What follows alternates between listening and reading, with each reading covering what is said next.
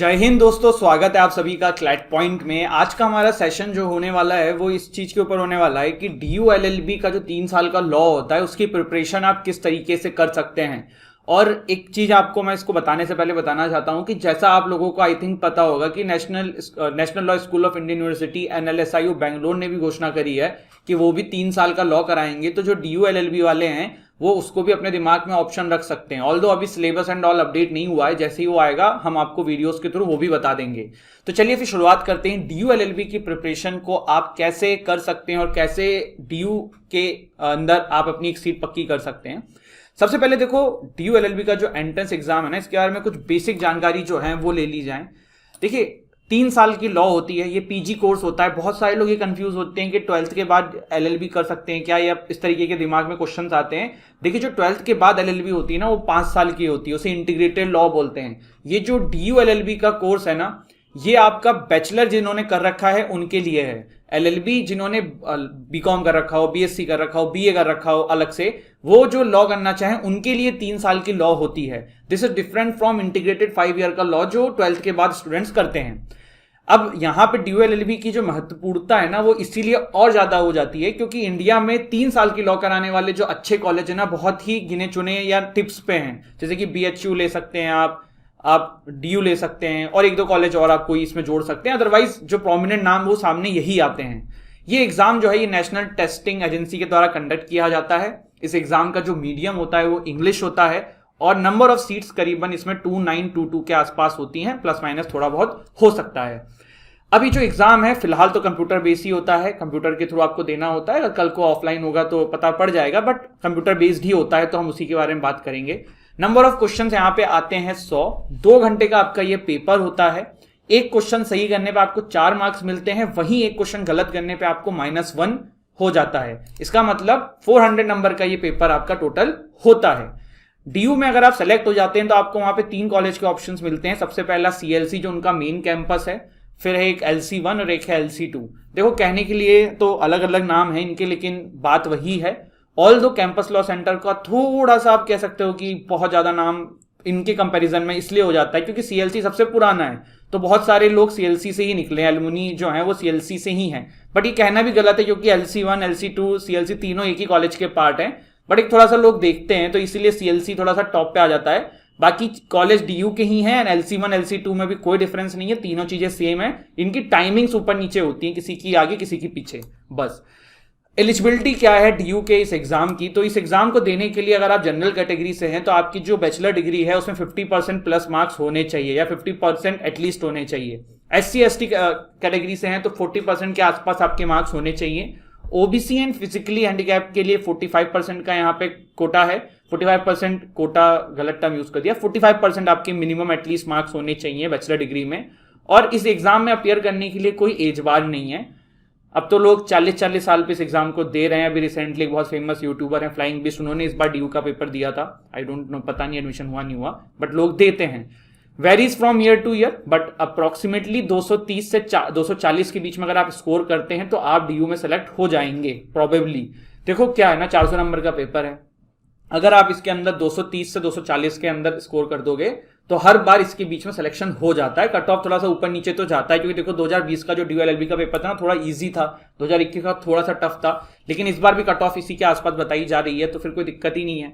यही cut off mostly रहती है। पर देखो कभी भी टारगेट जो अपने दिमाग में लेके चलो एग्जाम को देते टाइम पे, कट ऑफ मत लेके चलो, उससे 20-25 नंबर ऊपर लेके चलो। 400 में से 250 नंबर स्कोर करने का टारगेट तो मिनिमम ले ही सकते हो, है ना। तो बस अब पेपर में क्या क्या आता है, सिलेबस क्या है, तो देखो सिलेबस इसका कुछ इस तरीके से है कि सिंपल टर्मों में अगर बोलें तो लीगल आता है, लॉजिकल आता है, इंग्लिश आता है, मैथ्स आता है, current affair and static GK आती है। बट अब इसको थोड़ा सा डिटेल में देखें ना कि कहां से DU जो है ज्यादा क्वेश्चंस पूछता है, तो देखिए इंडियन कॉन्स्टिट्यूशन से DU जो है सबसे ज्यादा क्वेश्चंस पूछता है। देखिए मैं आपको एक ये सब बताने से पहले ना एक बहुत छोटी स्टोरी बताना चाहता हूँ। 2 फ्रेंड्स थे, 2 फ्रेंड्स को ना उनके गुरुजी ने कहा कि भाई जाके जंगलों में पेड़ काटो, और दोनों को 1-1 घंटे का टाइम दिया कि भाई 1 आवर्स का टाइम तुम्हारे पास है, 1 आवर्स का टाइम तुम्हारे पास है, जो ज्यादा पेड़ काटेगा वो जीत जाएगा। और दोनों को 1-1 कुल्हाड़ी दी। जो पहला बंदा था ना उसका नाम था राम, उसको जैसे ही कुल्हाड़ी मिली वो जाके पेड़ काटने लगा। दूसरा था श्याम, श्याम ने पेड़ काटने से पहले 10 मिनट अपने 1 घंटे में से कुल्हाड़ी को शार्प करने में बिताए, और उसके बाद बचे 50 मिनट, उसने 50 मिनट में काम किया। अब यहाँ पे आप ये सोचिए कि ज्यादा पेड़ किसने काटे होंगे, आप लोगों को क्या लग रहा है? जो राम था जिसने 1 घंटे पूरे पेड़ काटे थे, या फिर जो शाम था जिसने 50 मिनट ही पेड़ काटे? तो गाइस एक्चुअली में इस केस के अंदर जो 50 मिनट में जिसने पेड़ काटे ना, उसने ज्यादा पेड़ काटे। पूछिए क्यों?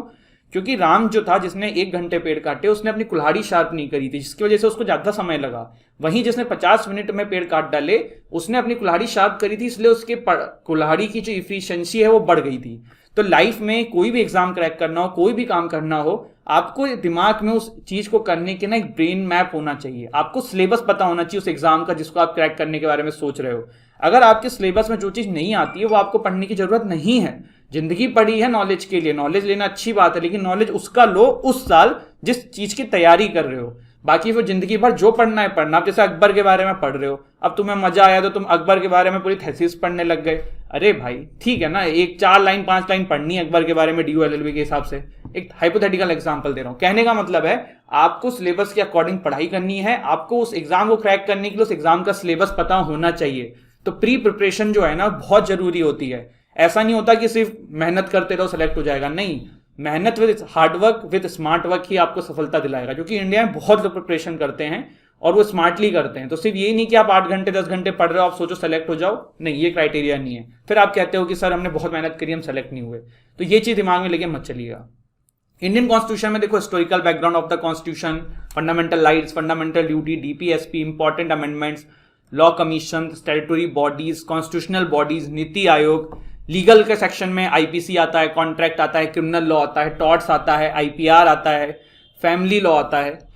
इसके अलावा करंट अफेयर का सेक्शन जैसे कि international and national rankings, sports award, science and technology, legal news अपने आप में बहुत इंपॉर्टेंट होती है, अपॉइंटमेंट्स, डिफेंस, क्या चल रहा है देश दुनिया में, इस तरीके की चीजें। स्टैटिक GK में United Nation related agencies, international organisation, environmental related commissions और इस तरीके की चीजें। यूनाइटेड नेशन पे काफी फोकस करता है DU LLB, 1-2 क्वेश्चन हर बार देखने को मिल जाते हैं।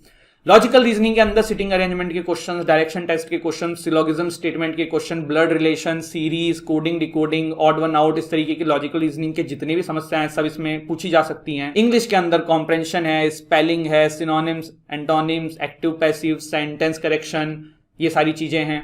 कॉम्प्रेंशन को डील करने के लिए क्या कर सकते हो, ज्यादा से ज्यादा न्यूज़पेपर पढ़ो। न्यूज़पेपर आपका हिंदू में भी आता है, मतलब हिंदू पढ़ो, इंडियन एक्सप्रेस पढ़ो, टाइम्स ऑफ इंडिया पढ़ लो, last case scenario Times of India, वरना प्रेफर हिंदू और इंडियन एक्सप्रेस करना। इससे आपकी करंट अफेयर बढ़ेगी, लीगल न्यूज बढ़ेगी, प्लस आपकी इंग्लिश भी इंप्रूव होगी। मैथ्स में रेशियो, परसेंटेज एक्सेट्रा, जो नॉर्मल मैथ्स के सिलेबस होता है वो यहाँ पे रहेगा। लेवल ऑफ एग्जाम क्या है, हम ये भी बात करेंगे अभी कि कहाँ से आप इनको कवर कर सकते हो। उससे पहले लेवल ऑफ एग्जाम क्या है, तो देखो 2020 तक मैं लेवल ऑफ एग्जाम को अगर 5 में से मुझे स्कोर देना हो तो मैं देता 2.5, लेकिन 2021 में इन्होंने लेवल ऑफ एग्जाम थोड़ा सा बढ़ाया, बहुत ज्यादा नहीं लेकिन थोड़ा सा पहले से बढ़ा दिया है, तो कहीं आप इसको 3 तक मान सकते हो। तो पहले से पेपर चेंज हुआ है, DU ने जो एक ट्रेडिशनल पेपर सेट करता था उससे 2021 में थोड़ा सा ट्विस्ट किया है। ऑल दो कट ऑफ इस बार भी 230-35 ऐसी ही जानी है, ऐसी गई है, शायद घोषणा भी कर दी है इन्होंने, तो उसमें कोई दिक्कत नहीं है। इवन आई थिंक 225-23 नंबर पे भी लोगों का इस बार कॉलेज मिल रहा है, तो वो इशू नहीं है। लेकिन आपका टारगेट मैं फिर बोलूंगा ये 220, 22, 25 नंबर नहीं होना चाहिए, आपका टारगेट 250 नंबर होना चाहिए। अब 33 to 55 क्वेश्चन, 33 to 55 क्वेश्चन जो है ना वो लीगल पोर्शन के आते हैं टोटल 100 क्वेश्चन में से, और 45 to 60% जो है क्वेश्चन इसके अंदर वो कॉन्स्टिट्यूशन से डील करते हैं। मतलब 35 to 55 क्वेश्चन जो है लीगल सेक्शन के रहते हैं, और उसमें से भी 45 से 60% जो है ना वो आपका कॉन्स्टिट्यूशन ही होता है। तो कॉन्स्टिट्यूशन एक इंपॉर्टेंट पार्ट है जो आपको अच्छे से पढ़ना है। 15 to 25% इसी के अंदर से IPC, कॉन्ट्रैक्ट, टॉर्ट से डील करता है, और बाकी important judgment, landmark cases, legal maxims और लीगल रीजनिंग के और जी टॉपिक्स हैं वो इसमें कवर हो जाते हैं। लीगल एप्टीट्यूड जो है इसको आप इंप्रूव करने के लिए एक बुक आती है पियर्सन की, AP भारद्वाज की, वो परचेस कर सकते हैं, जिससे कि आप इनको कर सकते हैं।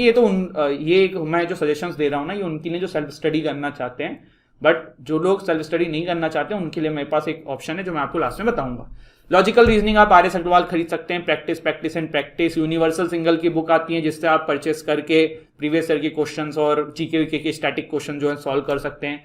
करंट अफेयर्स के लिए द हिंदू के रेगुलर टच में रहिए। मंथली मैगजीन आप किसी भी अच्छे इंस्टीट्यूशन की ले सकते हैं। इवन आप हमारी क्लैट पॉइंट की मंथली मैगजीन जो है हमारे ऐप से डाउनलोड कर सकते हैं। डिस्क्रिप्शन में जाइएगा, हमारी ऐप मिलेगी।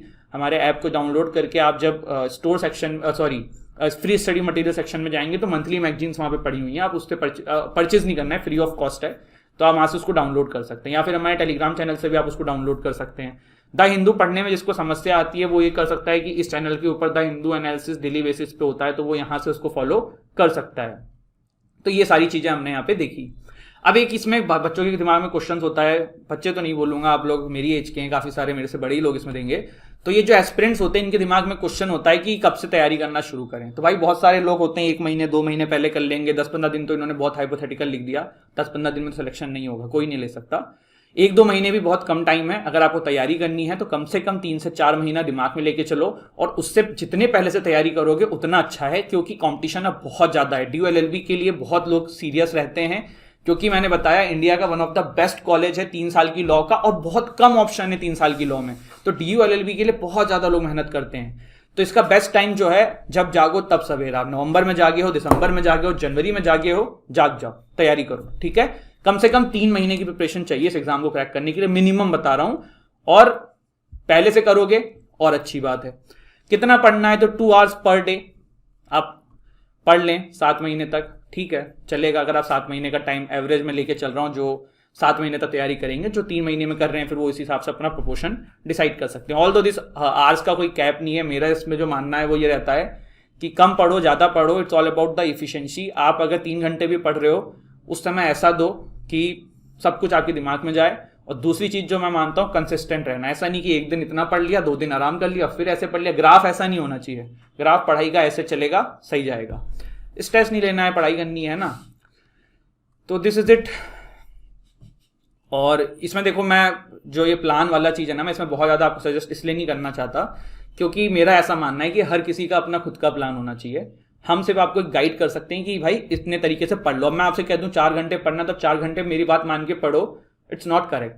आप 2 घंटे में भी निकाल सकते हो, आप 5 घंटे में निकाल सकते हो। अगर आप 8 घंटे पढ़ो तो 8 घंटे भी पढ़ लो, कुछ गलत नहीं है। आप अपने हिसाब से देखो, अगर आप जॉब करते हो, आपको कम समय मिलता है, आप कम पढ़ो।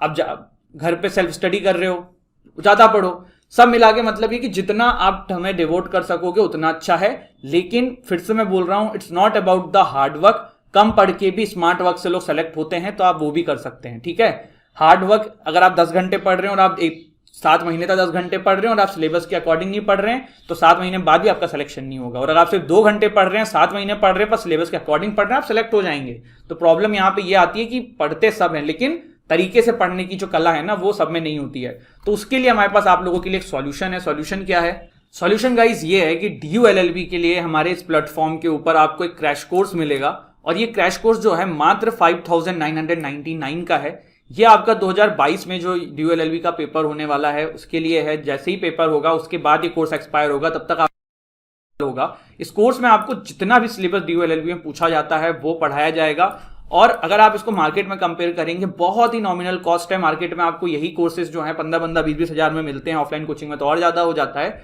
बट आपको घर बैठे बैठे 5,999 रुपए में DU LLB की पूरी तैयारी करने का मौका मिल रहा है। करना क्या है, आपको देखिए डिस्क्रिप्शन में जाना है, हमारी एक ऐप है जिसको आपको डाउनलोड करना है वहां पे लिंक से। फिर उसमें जाके स्टोर सेक्शन से आप इस कोर्स को परचेज कर सकते हैं। जो लोग डेस्कटॉप से विजिट कर रहे हैं वो लोग हमारी वेबसाइट पे जाइए और वहां से इस कोर्स को परचेज कर लीजिए।